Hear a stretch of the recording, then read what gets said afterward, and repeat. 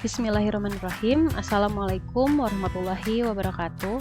Bagaimana kabarnya anak-anak? Semoga kita selalu dalam keadaan sehat walafiat dan tetap semangat ya, walau pembelajaran masih secara daring.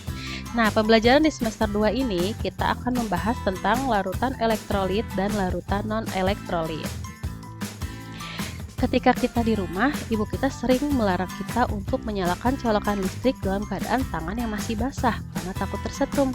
Nah, apa sih sebabnya? Kenapa tangan kita tuh dapat tersetrum ketika tangan kita basah? Nah, disinilah kita akan bahas lebih lanjut pada materi larutan elektrolit dan larutan non-elektrolit. Untuk kompetensi dasarnya, yang pertama di sini adalah menganalisis sifat larutan berdasarkan daya hantar listriknya, kemudian membedakan daya hantar listrik berbagai larutan melalui perancangan dan pelaksanaan percobaan. Untuk tujuan pembelajarannya, yang pertama itu dapat menyimpulkan gejala-gejala hantaran arus listrik dalam berbagai larutan berdasarkan hasil pengamatan. Kemudian yang kedua dapat mengelompokkan larutan ke dalam larutan elektrolit kuat, larutan elektrolit lemah, dan larutan non-elektrolit berdasarkan sifat hantaran listriknya.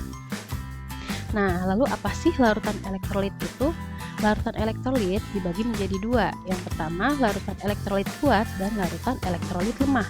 Larutan elektrolit kuat itu elektrolit yang terurai secara sempurna menjadi ion-ion atau mengalami ionisasi secara sepenuhnya atau sempurna dalam larutan air atau dalam keadaan lebur. Nah, kemudian untuk larutan elektrolit lemah yaitu larutan yang tidak terurai sempurna menjadi ion atau mengalami ionisasi sebagian sehingga jumlah zat yang terurai menjadi ion tidak banyak dan menjadi penghantar listrik yang buruk. Nah, inilah bedanya. Untuk larutan elektrolit kuat itu dapat menghantarkan arus listrik itu sangat baik, sedangkan untuk larutan elektrolit lemah itu menjadi penghantar listrik yang kurang baik atau buruk. Lalu, apa larutan non-elektrolit ya? Nah, larutan non-elektrolit merupakan larutan yang tidak dapat menghantarkan listrik karena zat-zat yang dilarutkan itu tidak menghasilkan ion atau tidak mengalami ionisasi sama sekali. Jadi bisa ya membedakan antara larutan elektrolit kuat, larutan elektrolit lemah, dan larutan non-elektrolit. Nah, lalu apa sih sifat-sifatnya dari setiap larutan?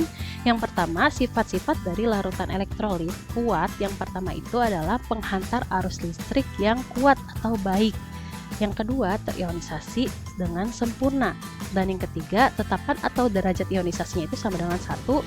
Bila diuji larutan elektrolit kuatnya itu memiliki nyala lampu yang sangat terang, kemudian muncullah gelembung-gelembung gas yang jumlahnya itu banyak.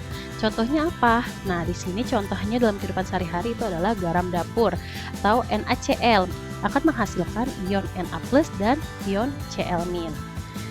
Lalu yang kedua, sifat-sifat dari larutan elektrolit lemah yang pertama adalah penghantar listrik yang kurang baik atau lemah, kemudian terionisasinya sebagian, tetapan derajat ionisasinya itu lebih besar dari 0 dan lebih kecil dari 1. Bila diuji, larutan elektrolit lemah itu lampu nyalanya itu lemah, kurang terang gitu, ada agak redup dan gelembung gasnya juga sedikit, tidak terlalu banyak. Contohnya di sini itu adalah asam cuka atau CH3COH menghasilkan ion CH3CO- dan H+. Lalu yang ketiga, sifat-sifat dari larutan non-elektrolit yaitu yang pertama tidak bisa terionisasi. Kemudian tidak dapat menghantarkan arus listrik atau isolator. Tetapan atau derajat ionisasinya itu adalah 0. Bila diuji, larutan non-elektrolit ini lampunya tidak menyala dan tidak muncul gelembung gas. Contohnya di sini yaitu larutan gula pasir atau C11H22O11. Nah, kalian perhatikan pada videonya ini adalah contoh dari larutan elektrolit kuat, larutan elektrolit lemah, dan larutan non-elektrolit. Untuk larutan elektrolit kuat yaitu contohnya adalah garam dapur. Jika dites menggunakan alat uji, lampunya ini akan menyala terang, kemudian banyak gelembung gasnya. Nah, ini adalah contoh dari larutan elektrolit kuat. Kemudian yang kedua, asam cuka. Ini adalah contoh dari larutan elektrolit lemah. Lampunya itu redup dan gelembung gasnya juga sedikit. Dan yang ketiga di sini adalah gula pasir, contoh dari larutan non-elektrolit. Lampunya tidak menyala dan tidak terdapat gelembung gas.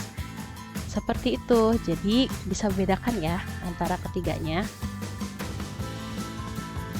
Nah, contoh soal. Tentukan mana saja yang termasuk larutan elektrolit kuat, larutan elektrolit lemah, dan non-elektrolit. Coba kita lihat untuk alat uji larutan 1. Di sini terlihat jelas bahwa lampunya itu nyala terang dan terdapat sedikit gelembung gas. Berarti kalau dari larutan pertama ini kira-kira termasuk larutan apa? Nah, ya, jadi untuk larutan yang pertama ini merupakan larutan elektrolit lemah. Kenapa? Karena di sini gelembung gasnya itu hanya sedikit. Walaupun lampu nyalanya terang, tapi gelembung gasnya hanya sedikit, yang menandakan bahwa elektrolit ini merupakan elektrolit lemah. Lalu yang kedua, untuk alat uji larutan 2. Di sini lampunya itu nyala terang dan terdapat banyak gelembung gas. Sudah jelas, berarti untuk larutan 2 ini merupakan elektrolit kuat. Kemudian yang ketiga di sini adalah elektrolit lemah. Loh, kenapa ya kira-kira elektrolit lemah? Nih, lihat di sini adalah lampunya itu tidak menyala, tetapi terdapat banyak gelembung gas. Jadi seperti inilah contoh untuk larutan elektrolit lemah pada larutan 3. Walaupun terdapat banyak gelembung gas, tetapi lampunya itu tidak menyala, yang menandakan bahwa larutan ini adalah larutan elektrolit lemah.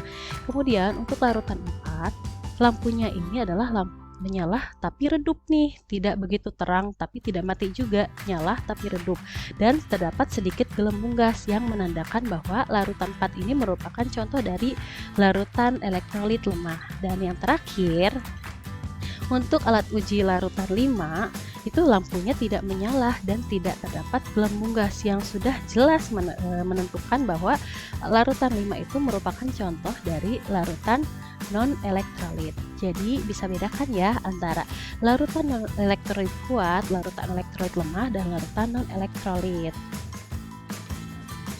Nah, baiklah, sampai sini pembelajaran kita kali ini. Tetap jaga kesehatan kita.